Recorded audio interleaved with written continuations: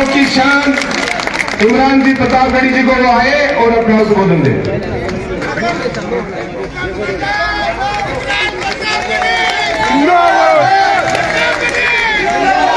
शहीदों की धरती उदयपुर वाटी में मेरी आंखों के सामने बड़ी तादाद में इकट्ठा यहाँ के 36 कौमों 36 बिरादरियों के जो लोग बैठे हैं, मैं सबको सलाम करता हूं, सबकी मौजूदगी को। पहली बार आपके बीच में आया हूं और किसी साहित्यिक आयोजन में नहीं बल्कि एक चुनावी आयोजन में आपके बीच आया हूं। भगवान राम जी जब वहां से आ रहे थे तो जैकेट पहन रखी थी, लेकिन जब स्टेज पे आए तो जैकेट उतर चुकी थी, सिर्फ कुर्ता था। ये विनम्रता है इनकी, ये सादगी है इनकी, जो बहुत कम नेताओं में देखने को मिलती है। मैं सबसे पहली बात तो आपको बधाई दूंगा कि कांग्रेस पार्टी ने आपको एक विनम्र, सादा मिजाज और शरीफ प्रत्याशी आपके झोली में डाला है। अब आप सबका दायित्व बनता है कि बहुत फरेबी नेताओं को जिता करके आप विधानसभाओं में और लोकसभाओं में पहुंचाते हैं, लेकिन कोई अच्छा व्यक्ति आए तो फिर आपका दायित्व बनता है कि उसे भी सहेजिए। चरागों के सफर में दबदबा हो आंधियों का तो फिर अंजाम जुल्मत के सिवा कुछ भी नहीं होगा। चरागों के सफर में दबदबा हो आंधियों का तो फिर अंजाम जुल्मत के सिवा कुछ भी नहीं होगा। ये दुनिया नफरतों के आखिरी स्टेज पर है, इलाज इसका मोहब्बत के सिवा कुछ भी नहीं होगा। उदयपुर वाटी वालों, 25 नवंबर को आपको जा करके ईवीएम की कतारों में खड़ा होना है और राजस्थान के भविष्य का फैसला करना है। राजस्थान का भविष्य एक भविष्य वो है जहां राजस्थान सरकार की कल्याणकारी योजनाएं आपके सामने हैं। मैं देश की पार्लियामेंट में बैठता हूं, मैं राज्यसभा का सदस्य हूं। कांग्रेस पार्टी ने मुझ जैसे युवा को 34 साल की उम्र में देश की सबसे बड़ी पार्लियामेंट में बिठाया। मैंने वहां बैठ के देखा है, मैं हेल्थ कमेटी का, स्टैंडिंग कमेटी का मेंबर हूं पार्लियामेंट की।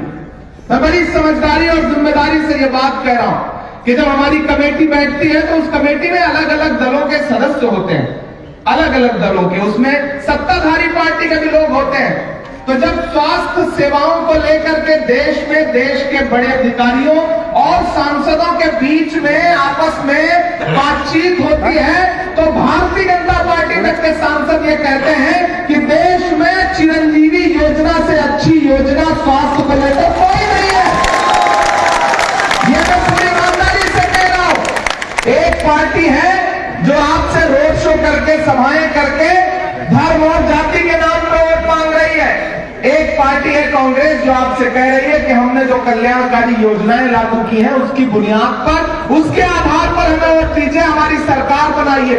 मैं उदयपुर वाटी में खड़ा होकर ये कह रहा हूं कि हमने सहराओं में हासिल किए आसानी से, सहरा का मतलब होता है रेगिस्तान, हमने सहराओं में हासिल किए आसानी से, तुम समंदर में भी रहकर न मिले पानी से।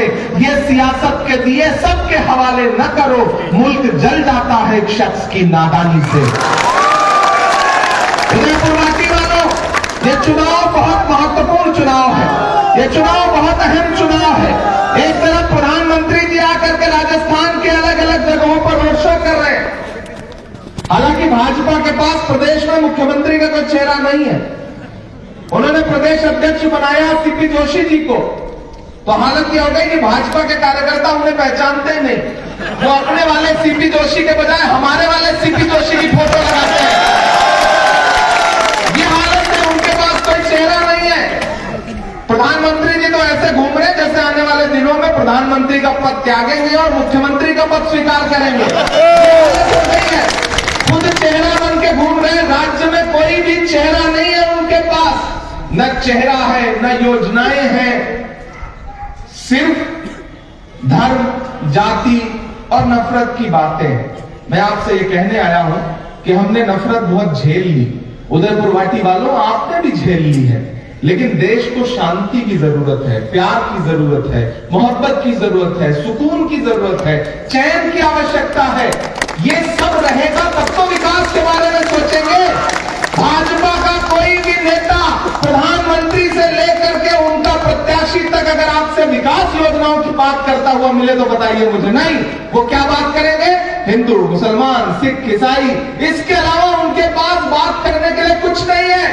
कांग्रेस का नेता खड़ा होगा तो हमारा शीर्ष नेतृत्व से लेकर के हमारे प्रत्याशी तक आपके बीच में जाएंगे, आपकी सेवा की बात करेंगे, मोहब्बत की बात करेंगे, प्रेम की बात करेंगे। हमारा जो सबसे बड़ा नेता है राहुल गांधी जी, वो कन्याकुमारी से कश्मीर तक 4000 किलोमीटर पैदल चलता है। किस लिए? क्या नारा लगाता हुआ कि नफरत छोड़ो भारत जोड़ो, नफरत छोड़ो भारत जोड़ो। 4000 किलोमीटर पैदल चलते हैं वो। 4000 किलोमीटर का मतलब समझते हैं आप? प्रधानमंत्री जी कहते थे राहुल गांधी तो शहजादे हैं, राजकुमार हैं। मैं तो प्रधानमंत्री जी से कहता हूं कि प्रधानमंत्री जी, आप जिसे राजकुमार कहते थे, शहजादा कहते थे, वो हिंदुस्तान की सड़कों पर 4000 किलोमीटर एक टी शर्ट और एक ट्राउजर में चलता रहा, लोगों को गले से लगाता रहा, प्रेम की बात करता रहा। लेकिन आप खुद को फकीर कहते हैं, लेकिन आपने तो 10 लाख का सूट पहना और 8,500 करोड़ के विमान में घूम रहे हैं। आपकी कथनी और करनी में बड़ा अंतर है। प्रधानमंत्री जी पार्लियामेंट में हम लोग के सामने खड़े होते हैं तो कहते हैं बताइए कांग्रेसियों आपने 70 साल में किया क्या? एक दिन हम बैठे थे सामने, प्रधानमंत्री जी भाषण दे रहे थे पार्लियामेंट में, बोले बताओ कांग्रेसियों तुमने 70 साल में किया क्या? तब तक खड़गे जी पलट के हमारी तरफ देख के बोले इमरान मत बताना, ये जो बता दोगे उसको भी बेच देंगे, इनका काम सिर्फ बेचने का है, बेचने के अलावा इनके पास कुछ भी नहीं है। और मैं उदयपुर वाटी में खड़ा होकर एक बहुत बड़ी बात कहता हूं, मीडिया के साथी से नोट करें, जो भारतीय जनता पार्टी अपना चलाया हुआ 2000 का नोट 7 साल नहीं चला सकी, वो हमसे 70 साल का हिसाब मांगती है, 70 साल का हिसाब मांगती है हमसे। ये राजस्थान है साहब। अभी मैं परसों जब तेलंगाना था चुनाव प्रचार में, जब वहां से निकल रहा था तो मीडिया के साथी ने कहा इमरान साहब राजस्थान जा रहे हैं, आपको क्या लगता है राजस्थान में भी नफरत के बाजार में मोहब्बत की दुकान खुलेगी जैसा राहुल जी कहते हैं? मैंने कहा देखो भाई, वो राजस्थान है, वो जब भी करता है कुछ बड़ा करता है। नफरत के बाजार में मोहब्बत की दुकान तो कर्नाटक में खुली है, राजस्थान तो जब करता है बड़ा करता है। वो दुकान नहीं खोलेगा बल्कि नफरत के बाजार में मोहब्बत का शोरूम खोलेगा। मैं राजस्थान पे आपके बीच में खड़ा हूं और आपसे ये कहना चाहता हूं, हमारे जो प्रत्याशी हैं भगवाना राम जी सैनी साहब, हम इनका स्वागत भी करते हैं और आपसे ये कहने आए हैं कि ये निहायत ही शरीफ और समर्पित व्यक्ति हैं। यहां मौजूद हमारे जिला अध्यक्ष दिनेश जी, हमारे सुधींद्र जी, संदीप सैनी जी, हमारे बीच में बिटिया यहां पे बैठी हुई है शर्मीन मंसूरी, जो बेटी बचाओ बेटी पढ़ाओ की ब्रांड एम्बेसडर है, गुलाम हुसैन साहब, जमालुद्दीन जी, फौजी सूबेदार साहब, सलीम खान साहब। मैंने सुना है यहां पड़ोस में ही धनूरी गांव भी है जो शहीदों का गांव कहा जाता है। रविंद्र गुलाना जी यहाँ पे हम बैठे हुए हैं, बाकी भी जो साथी बैठे हैं जिनका नाम मेरे पास तक नहीं आ सका, वो यूथ कांग्रेस के हों, एनएसयूआई के हों, महिला कांग्रेस से जुड़ी हुई हमारी बहनें हों, या फिर मेन कांग्रेस के लोग हों, और हमारा साथी हमारा भाई जिग्नेश मेवानी, मदरसा बोर्ड के चेयरमैन एमडी चोपदार साहब। सच में मुख्यमंत्री जी ने विशेष रूप से हम लोगों को कहा कि आप उदयपुर वाटी जाइए, क्योंकि हमने बहुत सोच समझ के प्रत्याशी दिया है।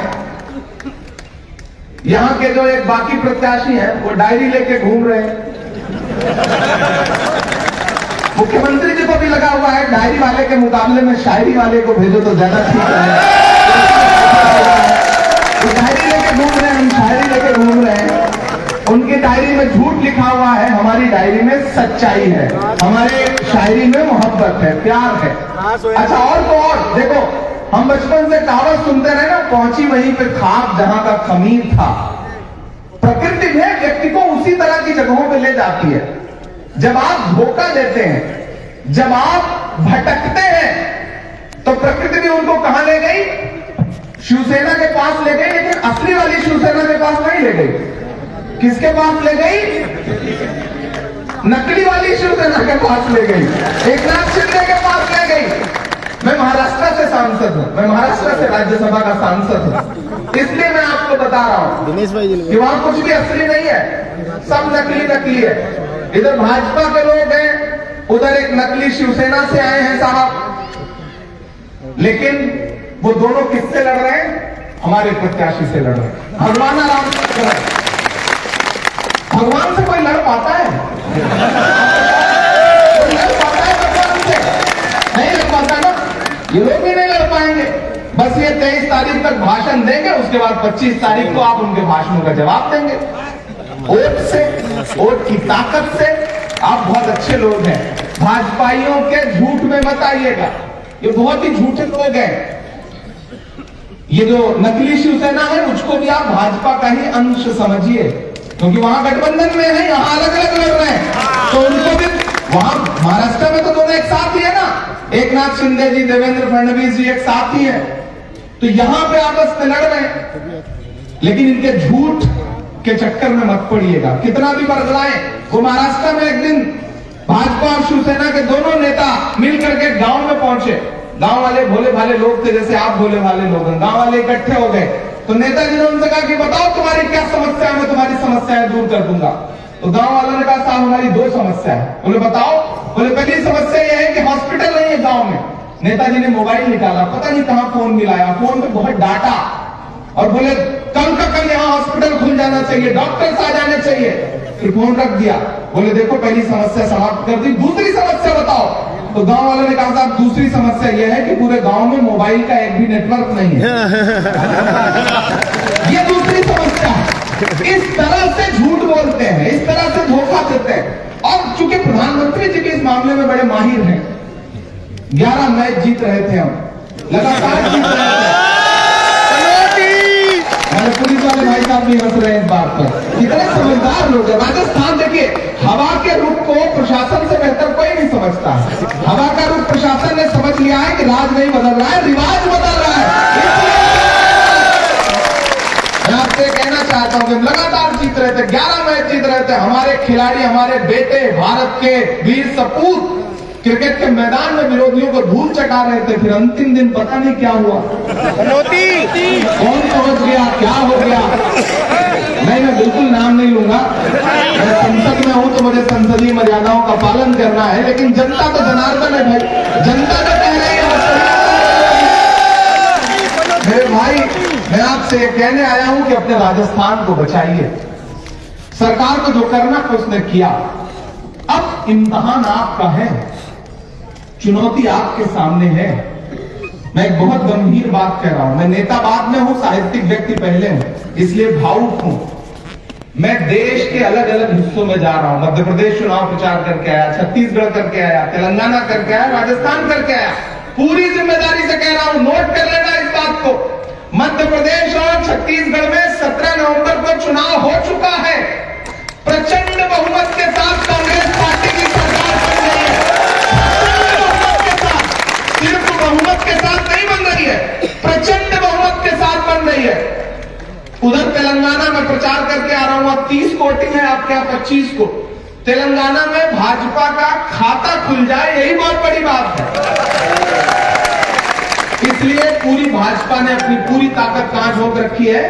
राजस्थान में। इसलिए आपको ज्यादा सतर्क रहना है, ज्यादा होशियार रहना है। हमारे लिए एक एक सीट बहुत महत्वपूर्ण है और भगवान राम सैनी जी पर पार्टी को बड़ा भरोसा है।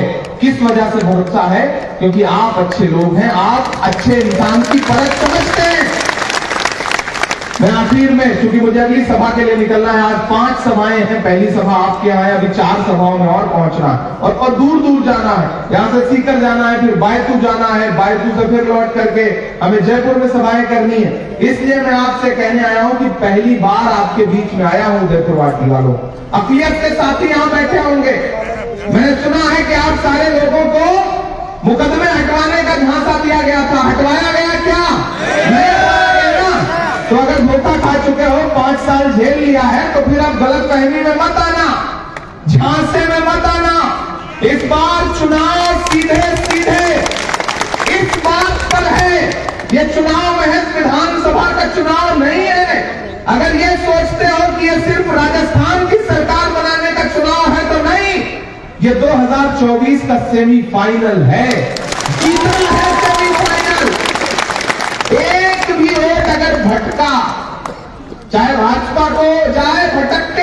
या चाहे शिवसेना को जाए, एक ही बात हुई, दोनों सब मिले हुए हैं जी, सब एकजुट है वो। मैं आपसे अनुरोध कर रहा हूं कि एक भी वोट नहीं भटकाना है। आपको क्या याद रखना है कि वो गैस सिलेंडर जिसे नरेंद्र मोदी जी 1200 रुपए का बेच रहे हैं, उसे अशोक गहलोत जी ने कितने का बेचा? 500 रुपए का। आसान समझते हैं आप? भाजपा ने नारा क्या दिया था? बहुत हुई महंगाई की मार, अब की बार मोदी सरकार, यही नारा था ना। और फिर इस नारे की परिणति क्या हुई? टमाटर जो 20 रुपए किलो था वो 250 रुपए किलो बिका। हाँ, शायरी में सुना दूंगा, शायरी में सुना दूंगा। इतनी जल्दी आप तो खेल जाओगे, आप तो बैठे कहाँ सोया चौकीदार? बिल्कुल बिल्कुल चौकीदार, सारा सुना देंगे। मैं ऐसे छोड़ के जाने वाला थोड़ी वहां, लेकिन आप चुनाव में थोड़ी खड़े हैं, भगवान राम जी खड़े हैं, खड़ा रहने दीजिए। आप लोग बैठ जाइए, चुनाव में तो ये खड़े हैं ना, आप लोग बैठिए। अरे भाई जी कहाँ सोया आप भी बैठ जाइए। चाचा मंच के साथियों से मेरा अनुरोध है कि आप बिल्कुल उसी तरह शांत हो जाएं जैसे आजकल अडवाणी जी शांत रहते हैं, बिल्कुल उसी तरह से शांत होकर के बैठे। तो मैं ये कह रहा था कि उन्होंने नारा दिया, बहुत हुई महंगाई की मार, अब की बार मोदी सरकार, और उस नारे की परिणति क्या हुई? गैस सिलेंडर जो 400 रुपए का कांग्रेस बेचती थी उसे 1200 रुपए का कर दिया। पेट्रोल डीजल 58 रुपए वाला 100 रुपए का कर दिया। और तो और खाने का तेल, सरसों, बाकी खाने के तेल जो 70 रुपए के थे उसे 200 रुपए के पार पहुंचा दिया। ये धर्म की बात करते हैं। भगवान श्री कृष्ण को सबसे ज्यादा क्या पसंद है? मक्खन, दही। जानते हैं इन्होंने क्या किया? दही पे, मक्खन पे, दूध पे, छाछ पे जीएसटी लगा दिया 18%। ये सिर्फ बात करते हैं, सच्चाई से इनका कोई लेना देना नहीं। इनके राज्यों में फिल्में टैक्स फ्री होती है, लेकिन आपको पता है ये कफन पे जीएसटी लेते हैं, कफन पे जीएसटी। ये है भाजपा की नीति। तो इनके सारे नारे झूठे हैं, इनके सारे दावे झूठे हैं, इनके झांसे में नहीं आना है। इसीलिए मैं तो पूरे देश में जाकर के ये पूछ रहा हूं कि कहां सोया है, कहां सोया है चौकीदार। अच्छा, इतने समझदार लोग हैं राजस्थान में, आइए बस चौकीदार बोल दीजिए, हर व्यक्ति समझ जाता है कि किसकी बात हो रही है। बहुत राजनीतिक तौर पर जागरूक राज्य है ये। मैं सैल्यूट करता हूं इस राज्य को। मैं तीनों राज्यों में, चारों राज्यों में प्रचार कर रहा हूं, लेकिन जो जागरूकता मुझे यहाँ दिखाई पड़ती है और जो ऊर्जा यहाँ पर दिखाई पड़ती है वो कमाल है साहब। इसलिए मैं सुनाता हूं कि कहां सोया है चौकीदार, कहां सोया है चौकीदार। गैस सिलेंडर की कीमत भी 1000 के पार। कहां सोया है चौकीदार, कहां सोया है चौकीदार। मैं कवि हूं, शायर हूं, तो हास परिहास कर सकता हूं। अभी इनसे पूछिए कि आपने पढ़ाई की थी तो आपके साथ कोई पढ़ा लिखा था, कोई सहपाठी था, तो ये 2-4 नाम जोरदार से आप बता देंगे। लेकिन मोदी जी से पूछ पूछ के थक गया पूरा देश कि आप जब पॉलिटिकल साइंस में एमए कर रहे थे तो आपके साथ किसी ने पढ़ाई की थी? आज तक नहीं उन्होंने बताया, एक भी व्यक्ति नहीं मिला। अभी भगवान राम जी से पूछिए कि आपका जो काम है, आपका जो बिजनेस है, उसमें आपके 2-4 ग्राहक, तो नाम बता देंगे। लेकिन मोदी जी से पूछिए कि वडनगर में जब आप चाय बेचते थे तो किसी ने खरीद के पी थी, कोई एक व्यक्ति है? नहीं मिलेगा।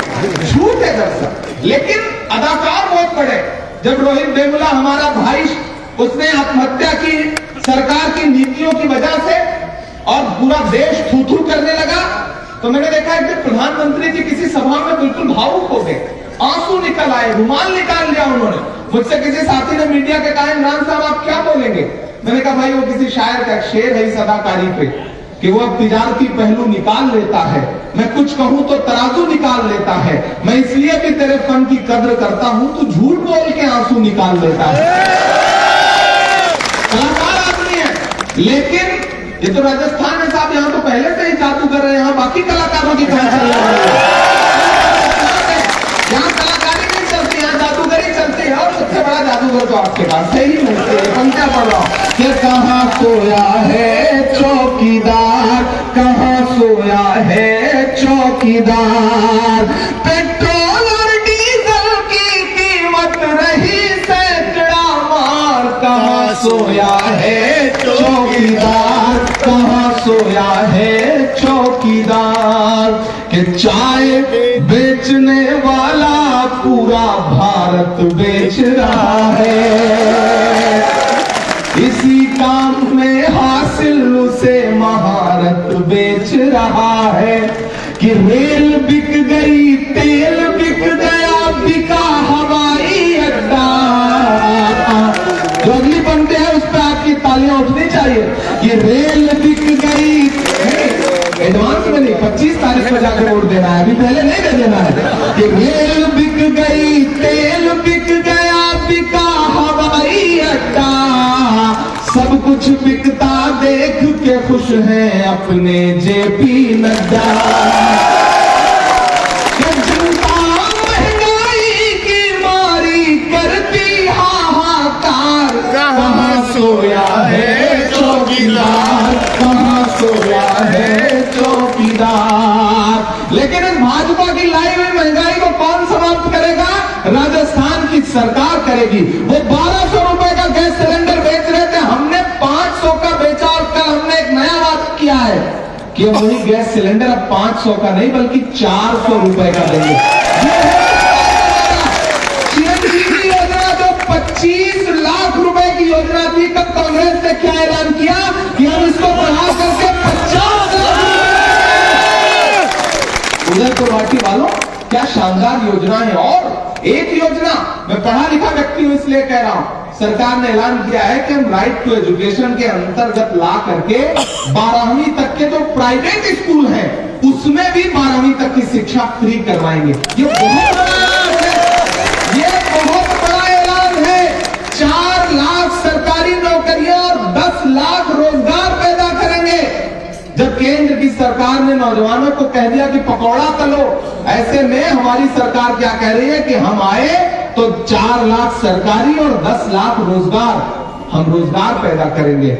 इसलिए हम योजनाओं के आधार पर आपसे वोट की अपील करने आए हैं, और खास तौर से अकलियत के साथियों से गुजारिश कर रहा हूं कि बटिए मत। आपके बीच में आया हूं तो मेरे आने की लाज आपको रखनी पड़ेगी, ये मेरी आपसे गुजारिश है। मैं भगवाना राम जी के लिए आपसे अपना दामन फैला के अपील कर रहा हूं। जिग्नेश भाई ने अपील की, चौधार साहब ने अपील की, हमारे जिला अध्यक्ष ने अपील की। एक वादा आपसे करता हूं, क्योंकि आज समय बहुत कम है, जाना है, तो आज बहुत सारी शायरी आपको नहीं सुना पाया हूं, लेकिन आप भगवाना राम जी को जिताइए। ये जीत जाए तो जीत के जश्न में शुक्रिया अदा करने आपका मैं फिर जरूर आऊंगा। बहुत बहुत धन्यवाद, बहुत आभार, आपसे मेरी शुभकामनाएं। और जो ये 51 किलो की माला, और हमारे आने दो उनको, जो हमारे अतिथि है उनको सबके साथ 51 किलो की माला।